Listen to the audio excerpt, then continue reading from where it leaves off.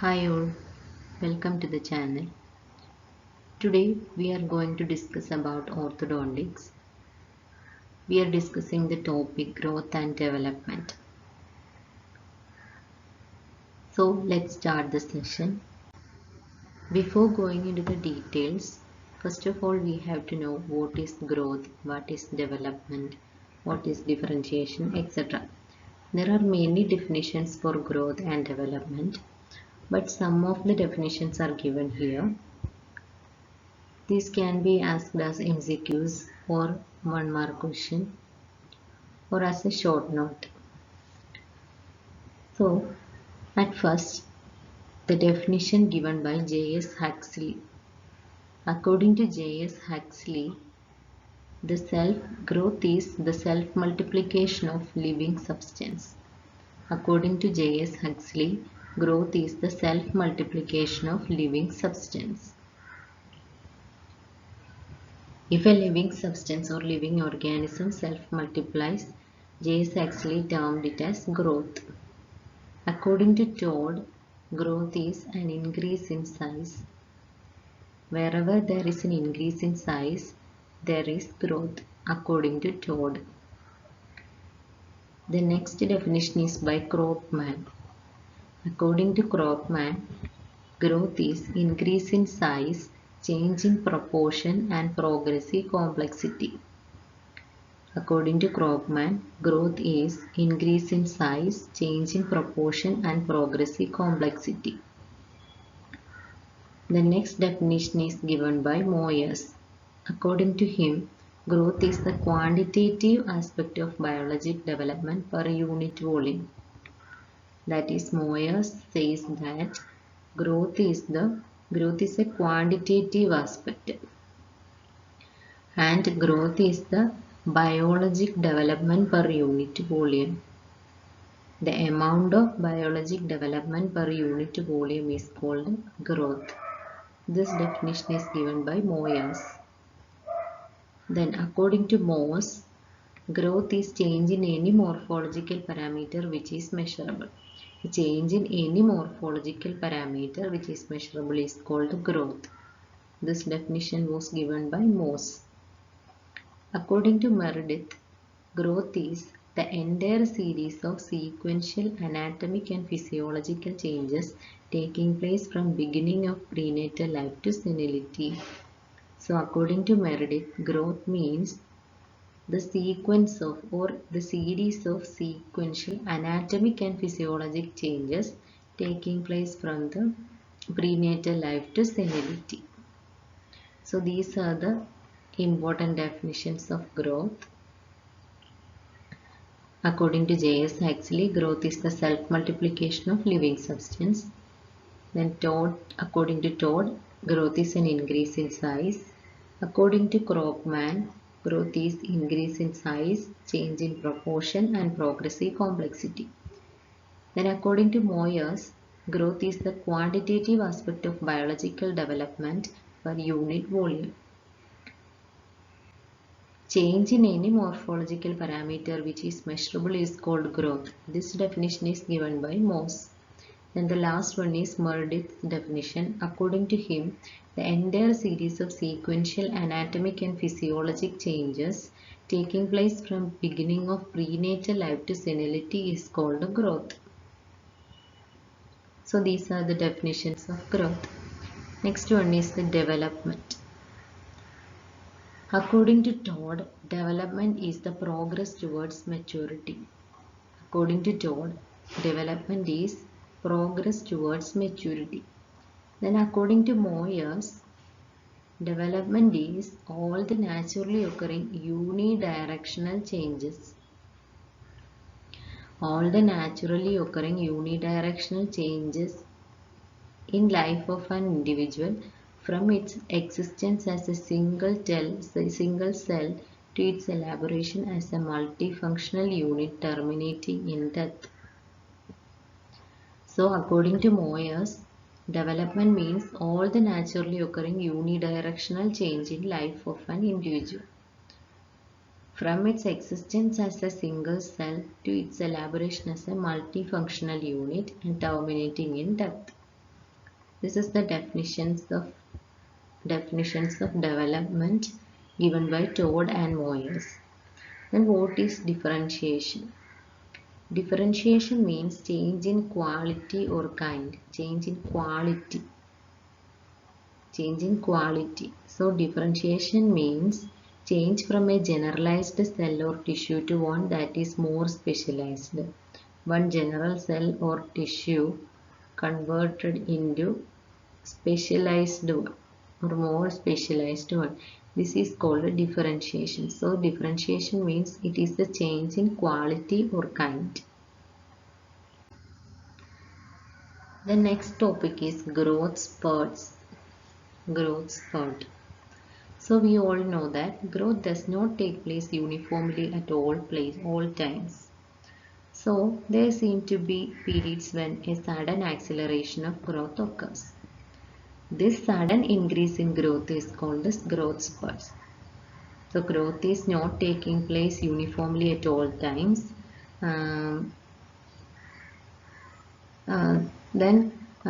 There are some periods when sudden acceleration of growth occurs.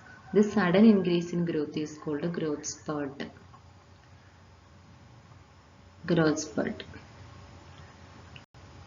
When there is an alteration, when there is a physiological alteration in hormonal secretion, when there is a physiological alteration in the hormonal secretion, it will cause the accentuated or accelerated growth. Growth spurts are because of the physiological alteration in hormonal secretion. Due to the physiological alteration in hormonal secretion, the growth is accelerated or accentuated. This is called the growth spurts. There are 4 growth spurts in our life. 4 growth spurts. The first growth spurt is just before birth. Just before birth and in utero. In utero is the first growth spurt. First growth spurt is just before birth. The second growth spurt is 1 year after birth. 1 year after birth. The third one is mixed dentition growth spurt. Mixed dentition growth spurt. It is different in girls and boys. In girls, it is 7 to 9 years. In boys, it is between 8 to 11 years. So, mixed dentition growth spurt is earlier in girls than boys. In girls, it is between 7 to 9 years and in boys, 8 to 11 years. The last growth spurt is the prepubertal growth spurt. Here also, it differs in girls and boys. In girls, prepubertal growth spurt is between 11 and 13 years. And in boys, it is between 14 and 16 years. So, the mixed dentition growth spurt and the prepubertal growth spurt both are earlier in girls than in boys. Mixed dentition growth spurt in girls between 7 to 9 years and in boys 8 to 11 years. Prepubertal growth spurt in girls between 11 to 13 years and in boys between 14 to 16 years. These are the growth spurts. 4 growth spurts: just before birth, 1 year after birth, mixed dentition growth spurt and the prepubertal growth spurt. What is the significance of these growth spurts in orthodontics? We can modify the growth. So, growth modification. Growth modification. The orthodontist can modify the growth by means of functional and orthodontic appliances. Functional appliances means what? Myofunctional appliances. So, using functional orthodontic appliances, the orthodontist can modify the growth. during these periods. So, growth modification by means of functional and orthodontic appliances elicit better response during growth spurts. If we are doing functional orthodontic appliance therapy or orthodontic therapy during this growth spurt, the response will be better. Good response. There is good response. And if we are carrying out certain surgical correction,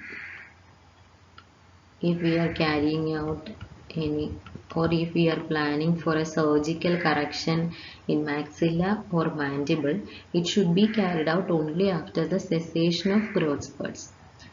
The growth modification using the orthodontic appliances can be best done during these growth spurts because better results are obtained.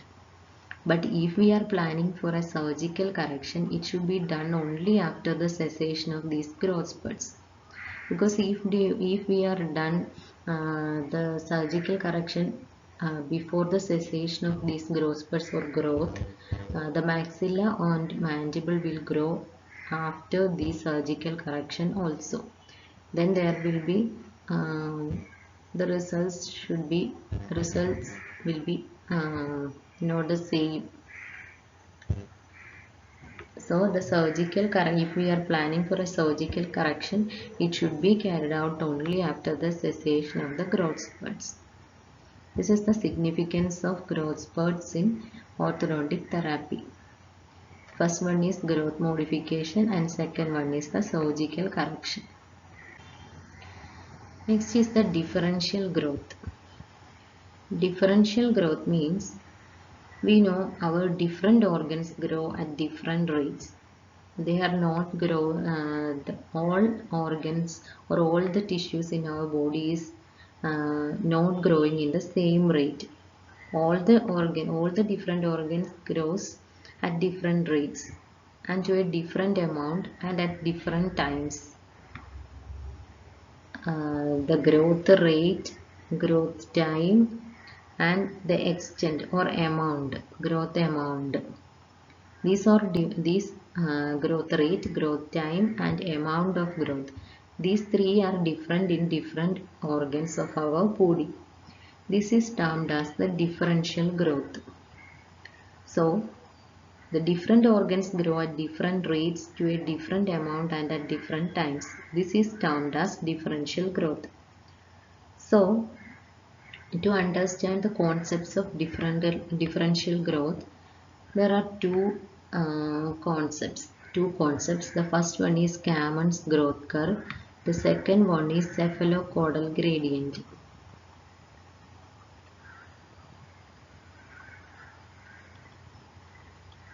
To understand the differential growth in a better way, there are two concepts. The first one is Kaman's growth curve and the second one is the cephalocaudal gradient. The Kaman's growth curve. What is Kaman's growth curve? In this, the body tissues are classified into four types. Our body tissues are classified mainly into four types. The first one is lymphoid tissues. The second one is neural tissue. The third one is general tissue. And the fourth one is genital tissue. So, in Kaman's growth curve, our tissues are broadly classified into four types. Lymphoid tissue. Lymphoid tissue means our lymphoid organs. Next is the neural tissue, which means our nerves, brain, the neural tissues. Next is the general tissues. Then is the genital tissue. Genital tissue means our reproductive tissues. After that, we know that each of these tissues grows at different times and different rates and to a different amount. So, in this growth curve, this graph shows the growth of these four types of tissues in different times and different amount and different rates. So if we observe the lymphoid tissue, it proliferates rapidly in the late childhood. So in the late childhood, it is 10 years.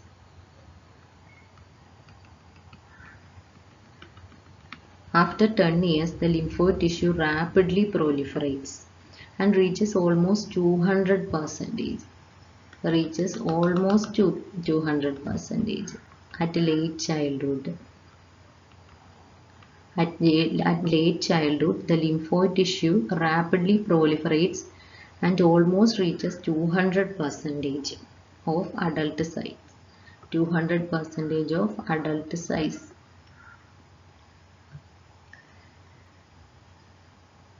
Why this happens? Because this is an adaptation to protect the children from infection. We know that lymphoid tissue contains what? Lymphoid organs, our lymph nodes, then thymus, etc. So this is an adaptation to protect children from infection as they are more prone to it. Children are more prone for infection. So to protect them from infections, the lymphoid tissues proliferates rapidly up to late childhood and reaches almost 200% of the adult size.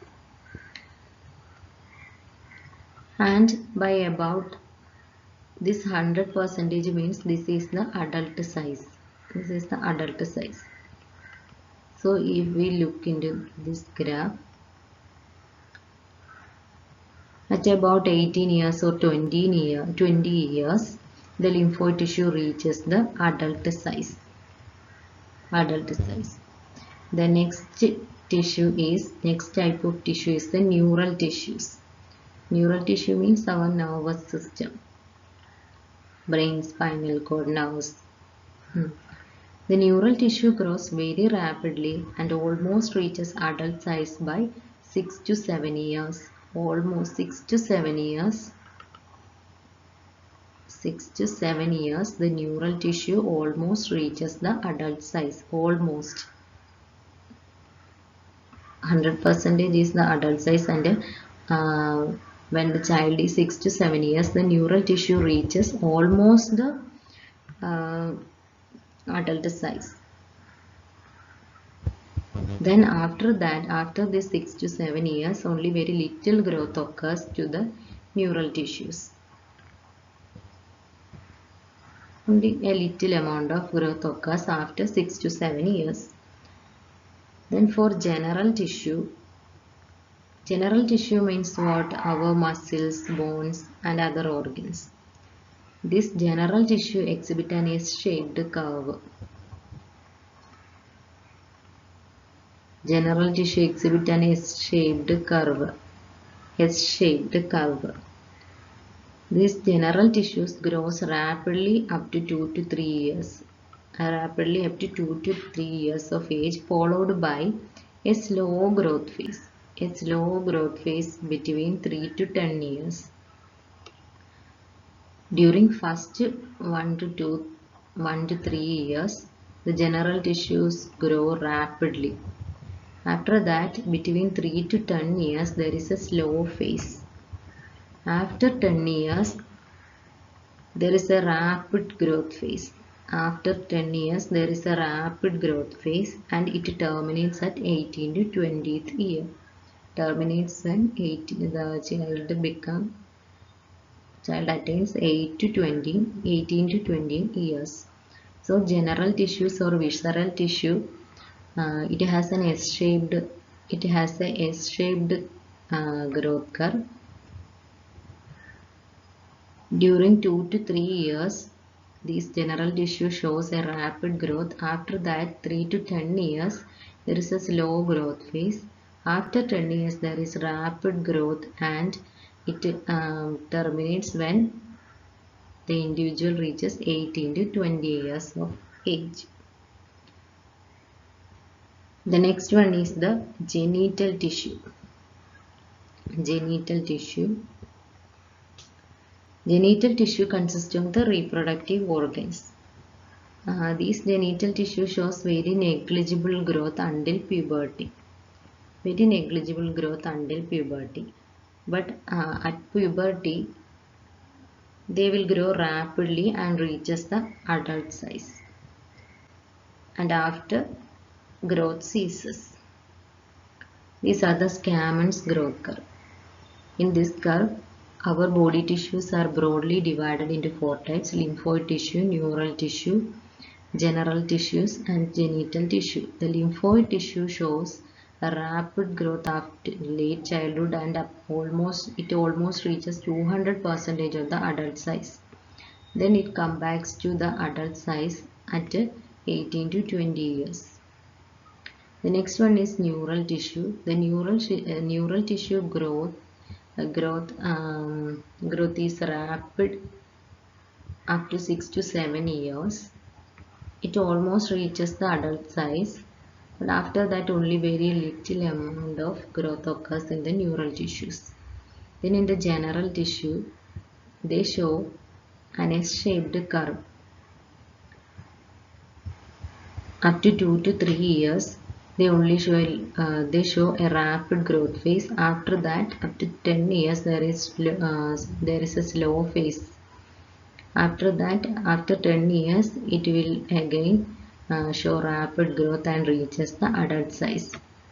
For genital tissues, they show very negligible growth before puberty, and at puberty, it will grow rapidly and reaches the adult size. This is the Scammons growth curve.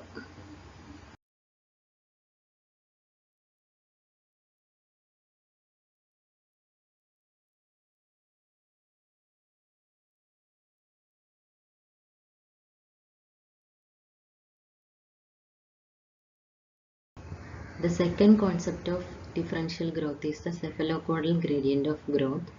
Cephalocaudal gradient of growth means there is an axis of increased growth which is extending from head towards the feet.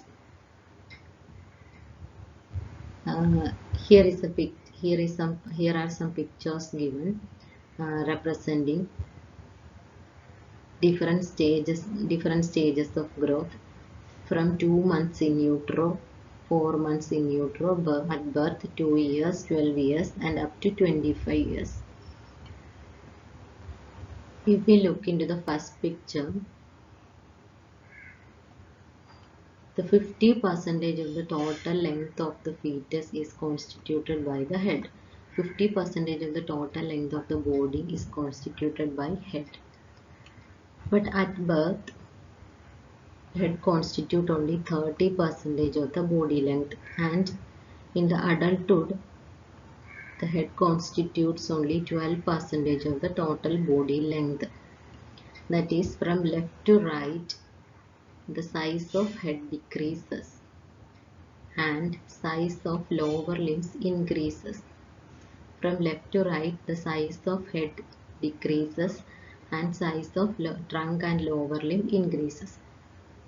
2 months in utero, 50% of the body length is constituted by head, and the lower limbs are relatively rudimentary.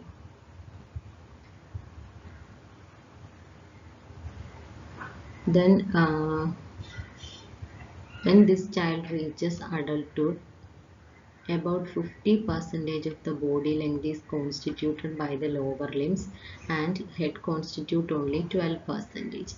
And if we observe within the head region, the cranium in utero, 50% of the head is constituted by the cranium and half by the face. Then when we moving from left to right, there is decreased growth. There is decreased growth in the cranial region and increased growth in the facial region. So this is the cephalocaudal gradient. Postnatally, in postnatal life, there is an increased growth away from the hypophysis. Away from the hypophysis, there is an increased growth. This is the cephalopodal gradient of growth. So growth completes at first in the head region. In the head region, growth completes firstly.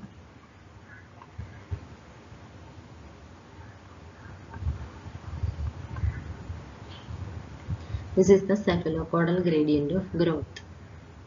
Then in the Scammons growth curve, if you observe the graph carefully, the maxilla